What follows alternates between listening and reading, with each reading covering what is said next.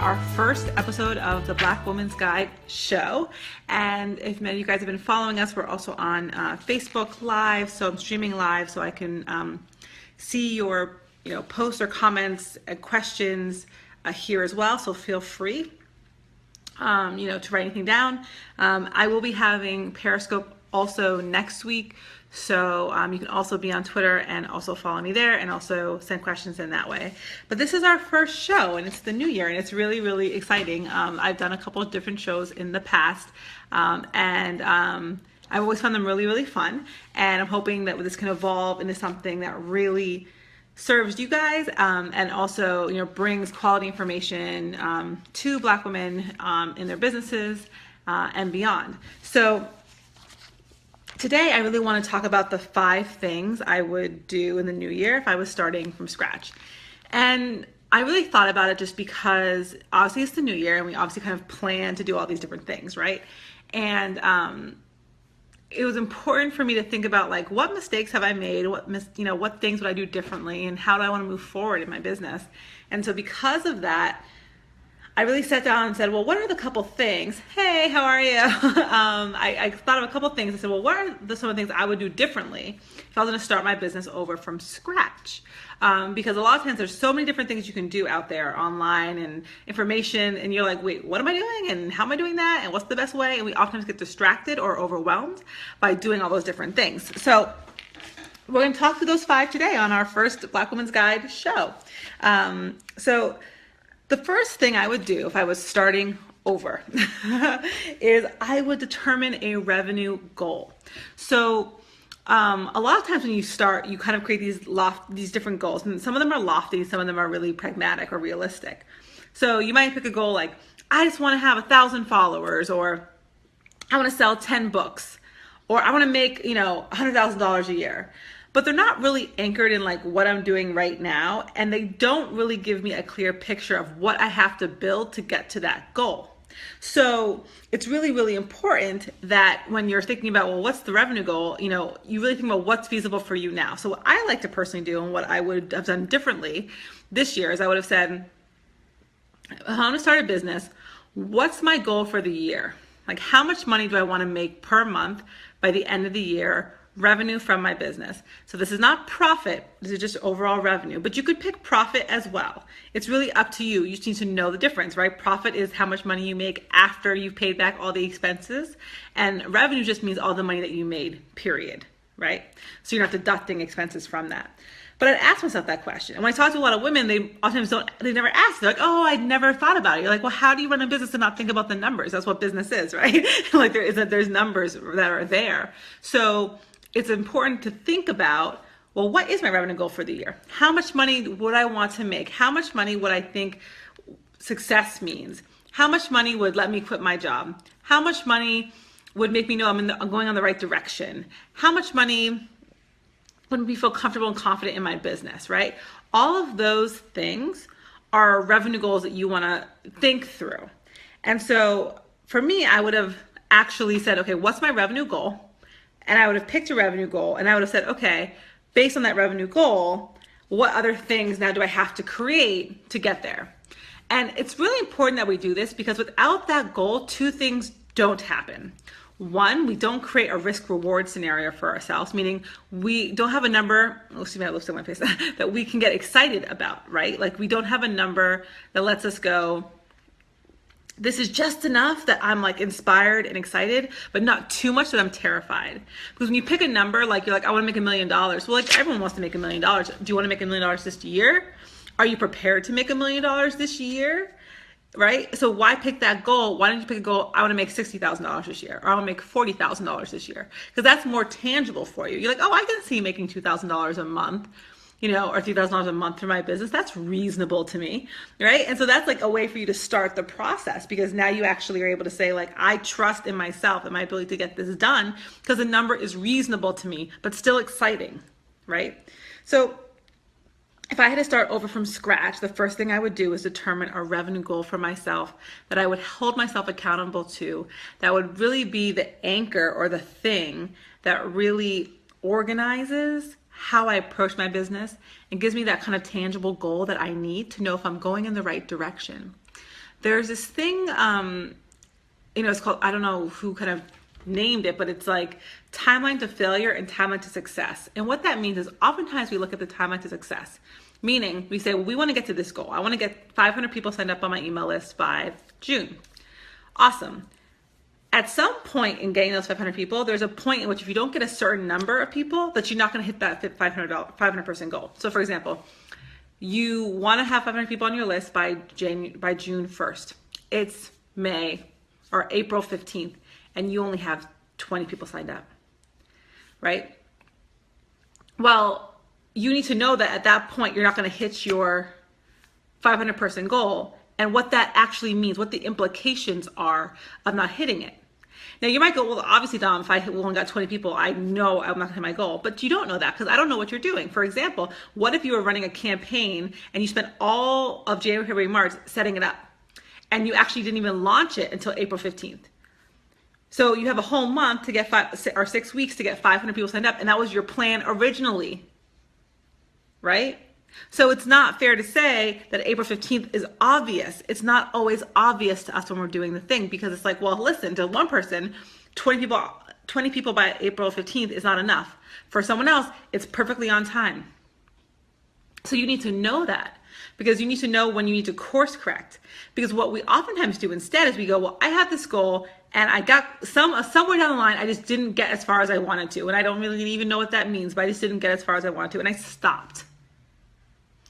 And what you could have actually done is maybe just tweak something, change something slightly, spent more time in a different area, refocused your energy. Like you could have done all these different things to save that loss, but because you didn't understand your timeline to success or failure, you just ended up losing. Because you thought, well, I didn't hit my goal, even though it's 3 months before the timeline, I'm not gonna get there, so it's dead in the water. Instead of like restructuring and reshifting what your outcome is gonna look like based on understanding where you are with your timeline to failure. Because your timeline to failure could be 10 people below. Maybe your goal is 100 people by April 15th and you got 90. Well, you didn't epically fail, but you have to tweak something if you're gonna move forward. If you get 10 people, you can make a decision that says, I'm gonna stop or I'm gonna start. It's up to you. But if you don't have that timeline to failure aligned with the timeline to success, then you won't actually know where that sweet spot is.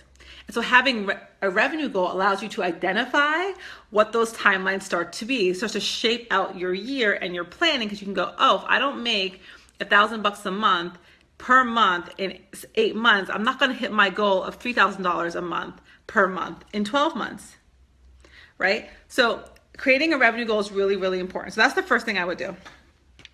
The second thing I would do is create only one product. Okay, so I talk to a lot of women, and the biggest thing I see is they have like 75 products that they haven't even made, that they like just have in places and weird, in the binders and notebooks and written down in certain things. And they always are trying to create new things, but they never try to sell a thing they already created. This might be you if you're listening to this. And when I started my business, I actually had a lot of different products. I didn't really know what my products were. I was confused between, is my product a podcast? Is my product an ebook? Is my product a course? What really is it? And if I were to start over again, I would have started with one core product that anchored my business as the thing I was known for selling. It would have allowed me to position myself as an expert, and it would have allowed me to spend my time building and cultivating a community around that product and selling that product, instead of jumping from product to product, selling a little bit here, a little bit there, a little bit there, a little bit there, worried that none of them were making enough money. If I had just kind of had that timeline, I would have understood what the cadence and the ebb and flow of the revenue would look like based on when I was selling that product. Because, for example, you might have a course that you only sell twice a year. You might have a subscription that you sell all the time, year round. So depending on the product, it determines the cash flow. So just because you have a product doesn't mean it always is on sale. There's sometimes you have, like, for example, like a program where there's a window of time they can sign up and they can't sign up again for 2 more months. So how does that impact your cash flow or your revenue goals? But I would have started with only one product instead of starting with multiple different products, or also not understanding what a product actually is. A product is not a blog. A product is not a free ebook. A product is not a podcast. A product is something that you sell for actual coins, right? It's an actual product that someone buys from you. So if you don't have that product to sell, you're not going to be in business because no one can buy anything. People will say, oh, I don't know, I'm not making any money. I'm like, well, what are you selling? They're like, nothing. I'm like, well, that's why you don't have any money, because you're not selling any products. Right. So you want to make sure you have a product to sell. And I would have probably, instead of starting off with 5 products or like half baking all these products, I would have focused on just one core product that I would sell continuously, without the fear that I'm going to lose my audience if I sell only that one product. I can grow into other products. As you guys probably saw recently on the last video I did for the groups, I'm growing into a couple other products because it's just based on my community. It's kind of what I'm seeing the need is. But that's like, I'm 2 years into this business. And so it's kind of like about that time for me to start thinking about the product. I launched this company 2 years ago, epically failed the first time, relaunched it again this summer, and now I'm up and running. So I've done a little bit of work on it prior to, to kind of figure some stuff out. Sold a couple products, kind of figured out what people liked, beta tested a couple of things, figured out what things worked really well, what didn't, talked to tons of customers, and I was able to figure out, here's what my product portfolio is going to look like. But in the beginning, I just started with one, or in the beginning I started with many and didn't sell anything and had too much stuff going on. Then I went to one product, and it made all the difference because people could say, oh, that's the girl who sells this, and they could go and buy that thing from me. And they weren't confused by all the other stuff. It was just that one thing. And it gave me enough time to focus on making a good product and doing all the marketing and everything else that's required to sell that product. So I could double down into one area. So if I had to do it over again, the second thing I would do is only start with one product to sell. Instead of thinking I need to meet all the market demand that's out there, I would just start and focus on the first thing that, the one thing that people can buy from me, the one thing. I would just sell that thing over and over and over and over again and release myself of concern and stress for selling other stuff that I don't need to sell. Right?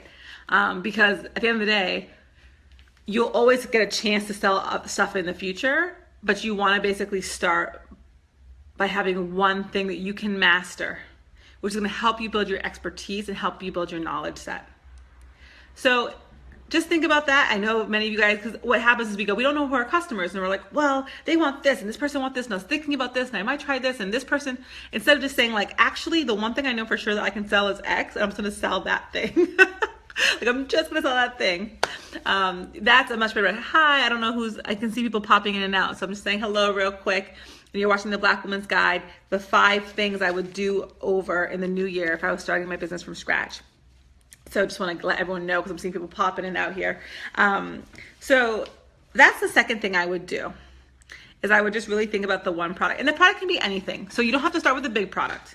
It can be a ebook. It can be a subscription program, like a $10 or $20 or $30 a month program, or $50 or $60 a month program. It can also be a course. It can also be like a mini course, maybe like a webinar type of thing where it's like 2 or 3 modules that they pre-buy. It can be an audio course. So it can be a whole bunch of different products, whatever you want. Just pick one product. And what you should always remember is that you can always take and splice content. So maybe, for example, you have an ebook, and that ebook has 7 chapters or 8 chapters or 6 chapters. You can take that ebook and make it into little mini webinar modules. Like, take one chapter and that's one webinar, you sell that for $20.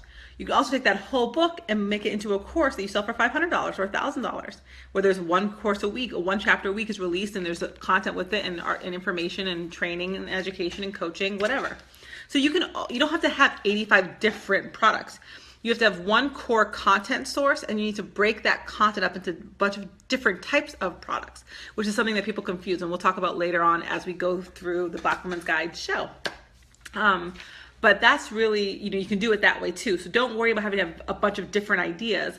Take one idea and think about, how can I make this into various types of products, and what product would I want to start with as the one thing I do. Okay, that's the second thing I would do. I would start with one product. It would save me a lot of time and a lot of money. The third thing I would have done, and I'm sure many of you guys know this, and I want to make sure I'm thoughtful of time, so I'm checking it, is select one platform. So a lot of people struggle, and I struggled with this as well, being on multiple social media platforms. Like, I'm on Instagram, I'm on Snapchat, I'm on Pinterest, I'm on Facebook, I'm on Twitter, I'm exhausted, right? And what happens is before you even start, you stop. And that's what actually happened to me when I started Black Women's Guide 2 years ago. I was on all these platforms. I still have accounts on all these platforms. I just don't use them. And I was posting on all these different platforms, and it really overwhelmed me. And because it overwhelmed me, I didn't actually build the business. I just stopped doing it. So I was like, I don't even have enough time to create the content on these things. Forget about the actual product and actually selling stuff. I couldn't even get there. And then when I started again in June, I decided that I started again, and I did the same thing twice, made the same mistake twice. I started on Snapchat and Twitter, not all of them, but no, Snapchat and Twitter. I had Instagram, I didn't use it, and Facebook. And within a week, I was like, you know what? No, I'm just gonna go back to Facebook and do only Facebook. I said, which one do I use the most? It's Facebook. I'm gonna use Facebook. And what that allowed me to do is allowed me to actually focus in on my community in one place. Because here's the thing. Every platform has enough people on it to like sell on every platform. Like, you don't have to sell on Twitter and Facebook. You can just sell on Facebook. You can just sell on Twitter. Like, there's enough people on each platform. And what you'll find is that most people are on all platforms. It's just everyone has their personal preference of platform. Meaning everyone's probably on Facebook, on Instagram, and on Twitter. I mean, like, the majority of your audience is going to have all three accounts. But there's one they check regularly. There's one they check somewhat regularly, one they check rarely. And so all you're really seeing is like some people to spend their time in other places, and that's where you're going to capture them, but they kind of all are everywhere. So what that means is that if you decide, if I'm going to start on Facebook and then a year from now I decide to go to Twitter, you will take a handful of, not all the followers you had in Facebook, but you will take a handful of your followers on Facebook and they will come and follow you on Twitter. And so you're not going to be starting from scratch on Twitter. You will get a percentage of people to come over with you and hang out with you on Twitter or on any platform that you're on. Hi, everyone. I'm looking at the camera this way, so please put a comment, questions below. Say hi, say your name. So I can't see who's joining, just there's views. And you're watching the Black Women's Guide show. We're talking through the 5 things I would do in the new year differently if I was starting over from scratch. So I'm saying selecting a platform. So pick one platform. It will save you a lot of time. So that's the first thing. You don't have to be on every platform, so don't worry about it. 2, you should not be outsourcing your content. You're too early in your business. So when people say, oh, just get an intern and no, don't get an intern. This is how you talk to your customers. This is your pathway to your customers. So you do not, particularly in the beginning, want to outsource your content creation and your storytelling and your messaging and your communication pathway to an intern. That's why it's also important to pick only one platform, because you really want to make sure you have time to cultivate and nurture a community on that platform. So it's super important that you pick one and that you just spend time getting to know how it works, how you want to use it, the things you're going to do with it, and how you want to engage with people on that platform, because that's going to give you really what you're looking for in terms of building that community, that following that's going to support you in your business long term, right? So it's definitely important to, just pick one. It just will make your life easy. You won't be so stressed out. And trust me, even on one platform, like I'm on Facebook, I still have to make a ton of content. It doesn't, but at least now it's manageable. It's manageable. And I get to do the platform better. And so it's faster for me than it is to go and like try to use Instagram right now, which I'm like, what? I'm not even, filters and all this. I'm not even trying to do it. So because of that, I think it's really important to just start small. Just start small, right? Just start small. That's the moral of the story. Just start small, pick one platform. And you can just a little tidbit of platform if you have any question about which one's the best one. The best one's the one you use most often. The best one is the one that you'll be consistent on. The best one's the one that you'll feel is easiest to use. Some things work better in certain platforms. Like if you have a jewelry business, it might make more sense to be on Instagram. It's a visual platform. Facebook can do all platforms. It can do media, it can do audio, it can do written. But Twitter's really good for written, not as good for images. You can put images on there and you can link them, but really it's much better as a platform for written word. So every platform has a style and you can reference that, but I would say safe bet, hands down, every time Facebook, period. But if you feel like, well, I really use Instagram all the time, that's okay too. Because in the beginning, it's all just about what you use most often. Because consistency is key. So 4. So this one is a good one. I think you guys will enjoy. only buy what you need. So I spent a lot of money buying things I didn't need. I probably still spend money buying things I don't need. But if I had to start over, I would have spent my money more thoughtfully. I did not make the mistake some people make, which is buying products that are too big for them, like they don't actually need the product. I had just learned that earlier on in my career, so it wasn't a huge issue for me when it came to building my business at this point. However, I have bought things I didn't end up fully utilizing. Like I bought it, I used it, and I just didn't need it for a couple months. Like, so it just didn't make sense that I bought the level that I bought, or like that I bought that version of the tool. So a good example of that is I used to buy GoToWebinar, which is like really expensive in the beginning. And so what I should have done is just use a freebie, or I should have used like EverWebinar or something else. And when you're starting, particularly if you're starting an online business, you only need, even if you're not, if you're doing an e-commerce business, like you don't need that many things. So what you need to buy online, generally speaking, is a landing page tool. I use Kajabi, which has a website and landing page combined, but you can, get whatever you want, but you can do a landing page tool, probably a website tool of some sort, Shopify, Squarespace, Weebly, Wix, WordPress, whatever. Again, I use Kajabi because it's one and done for me, but you basically need a landing page tool. You need a website tool, or not even all the time, but probably good to have it so you can store the thing that people are going to buy from you on that.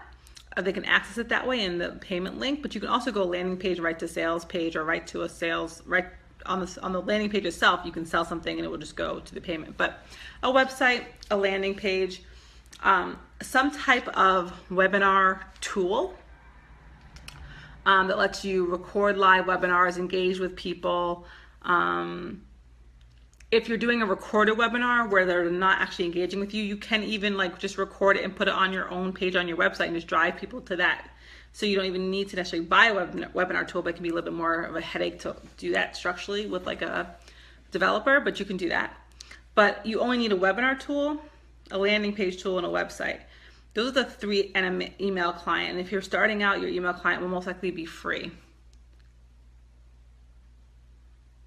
I don't know why my camera isn't working, so this one is not going to work because this is not going to get shot. Because it's just dying on me, and I don't really know why. So this is interesting. I'm about to take this recording for Facebook Live and give it to the video guy because this obviously ain't doing the job. So that's the fourth thing. I just only buy what you need. I would, MailChimp, if you want to use that, it's free in the beginning. If you're trying to build leads, like you don't need to spend money on that much stuff. So all those things combined, I think if you use like EverWebinar or something like that, I think it's a bulk payment. I think it's $300 for the year, but it could have a monthly payment too. But if you use like a webinar, a WordPress or whatever, you're talking a couple $100 a month. Like that to me is all you would need at max. And oftentimes when you're launching for the first time, you don't even have to actually buy all the things early. You could just buy them during the trial phase and use them at the trial. So you can start your business, for example, do the webinar on GoToWebinar or EverWebinar with a 30-day free trial or 10-day free trial or whatever.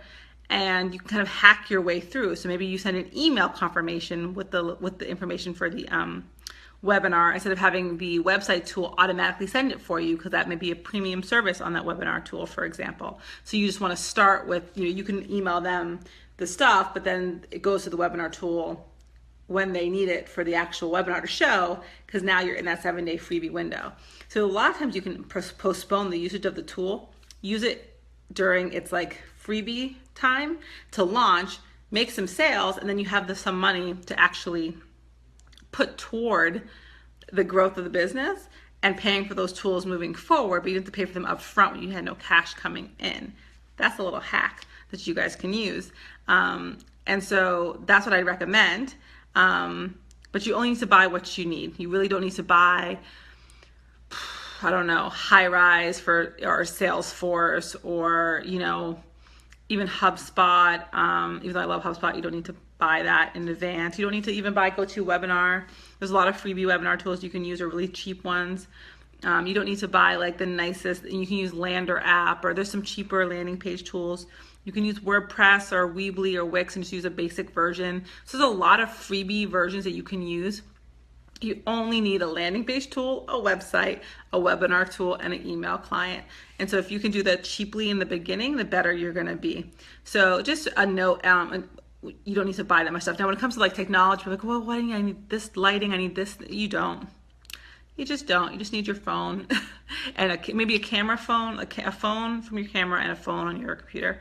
I mean, a camera on your computer. And those two things can really start you off pretty well. Honestly, you don't really need that much. So I spent a lot of money on a lot of technology that I didn't actually need. I'm using it now because I have it, but I didn't actually need it. So I would have saved a lot of money just spending money on the things I needed most. So that was kind of my next big tip. So the last thing that I would have done differently, which is a big one, I would have reviewed my actual schedule. One of the things that happens is that you make all these big plans and then you actually have no time in your day to do them, or you haven't actually made time to prioritize them. One of the things I do in my course is I ask people in the beginning to go over their schedule and see where they have free time and try to find 15 hours a week to work on their business. If they can't, they can't. If they can, awesome. If they can do more, even better. And what you find out very quickly is like, oh, I haven't made any time in my schedule to actually build my business. Like in actuality, have like zero time. My business isn't even listed as a priority on my day. So how am I going to build my business when I've already given away my time to school, work, my church, my boyfriend, my family, chilling, going out to events, reading books, like all this different stuff, which is all awesome, but actually doesn't give you the time you need to build your business. So the first thing I would have done differently is I would have built my business thinking about how much time can I spend per week on my business? How much time will I commit to my business? Because it's a sacrifice. It's something you want to do, but you're sacrificing other things you were doing, or people expecting to see you at things that you no longer are hanging out as much because you don't have as much time to. All those different kind of things. Like that's important for you to know. Maybe you volunteer, and you can't volunteer as often as you used to. That stuff is really important. Maybe you used to, babysit your sister's daughter, and now you don't have as much time to do that, or whatever. So like, there's a lot of stuff like that people don't consider when starting a business that really messes up your schedule. And the whole issue is that with a business is you're trying to build momentum. You're trying to build a cadence and a flow, a pace that you can consistently keep on doing.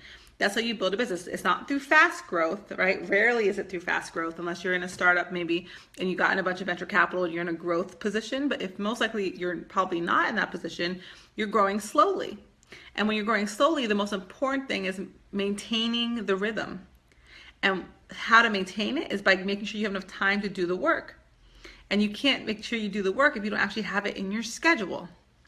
So it's really important. I would have done this differently, as I would have really looked at my schedule and said, well, what time am I giving myself each week? If I'm giving myself 10 hours a week, what should I expect from myself at 10 hours a week to do this? Because if I don't have 10, if I'm saying I only have 10 hours, but what I have on my list takes 20, well, I'm not going to get stuff done. And what's going to happen? My business is going to suffer. And I'm going to suffer because I'm going to feel stressed out and I'm going to feel sad that I'm not getting the things that I wanted to get done. So I would definitely review my schedule again. So those are the 5 things I would do over or differently if I was starting my business today from scratch. I would determine a revenue goal. I would select one product. I would select one platform, and I would also only buy what I needed. And I would review my schedule and make sure I had time for my actual business. Because at the end of the day, if these things aren't in place, it's really hard to continue and grow focused and comfortably. What ends up happening is you end up starting and stopping, because you're not really building a system or something that's going to anchor your business over the long term. And so because of that, things fall apart very quickly, right? So I would really recommend that you think about those things. You take a minute, if you're listening to this, if you're watching the recording, please definitely like and star the parts that you liked, because that actually helps people actually know what they think is valuable as well. Comment below if you also found that interesting. But I would sit down and think about what is your revenue goal for the year? What product, what's the one thing you will sell? Where do you want to be on social media? What's the tool you want to use to share your story on social media? What things must you have to build your business, and what things do you want to have? Yeah, it's cool to get a nice new Diva ring light, but do you need it right now? Can you just do 3-point lighting with your own stuff in your house? I know you want a cool new office space, but do you need that? Can you work from your house? What can you do? And then obviously just review your schedule and make sure you have time in your schedule to do the things that you say you're going to do. That's what commitment looks like. It means you commit to doing something and you make sure you have time to do it, right? So, please put your comments below. This is the Black Women's Guide show, which it would not be complete without a ton of technical issues. So I'll deal with that moving forward. Every single Tuesday, 8:30 Eastern Standard Time. I'm going to put some stuff up on the pages so people can find it more easily. I will also be on Periscope next week as well as Facebook Live. So you can find me on Twitter also, and I'll share that stuff as well. And hopefully I'll get this camera issue fixed and I'll have recordings up in addition to that. But thank you for watching the first episode of the Black Women's Guide show. Please put your comments and your thoughts below, what you liked, what you'd love to see, what issues you want to talk about, and we're just going to rock and roll through the year. So I really, really appreciate you taking the time out and joining me on our first ever Facebook Live show. And we'll keep it going from here. Have a wonderful New Year's and good luck with everything. And build a wonderful business and share it on my Facebook page, the Black Women's Guide to Business. Because people love to see it and people read and comment on that stuff as well. So if you want feedback, it's a great place to go. All right. Have a wonderful New Year, and I look forward to seeing you next time.